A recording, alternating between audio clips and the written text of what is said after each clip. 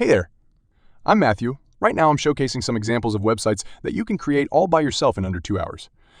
It might seem challenging, especially if you're not a pro designer, developer, or a company with a big budget.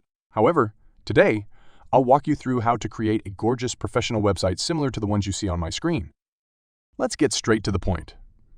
I'm here to introduce you to a range of templates that you can either use for free or choose to purchase. There are plenty of different categories with various functionalities. I encourage you to take your time, explore, and find the one that perfectly fits your business. I've already chosen a template for my marketing company called Kickback for $49. You can see a preview of it in the browser, just like we did before. And also preview it in the designer mode, which we'll discuss a bit later on. Now, it's time to buy it and start a new project. Select your template, give your project a name, and create your site. We are now inside the custom designer mode, which you had a chance to preview before. Here, the fun begins. What you see here is essentially a fully ready, responsive website. Our task at this point is to only personalize and adjust it to meet our requirements. Let's begin by updating the content with your text. For this example, let's go with marketing for gaming. Keep things simple.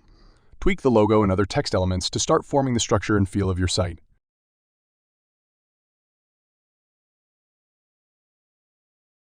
Later, change the images by uploading your own photos.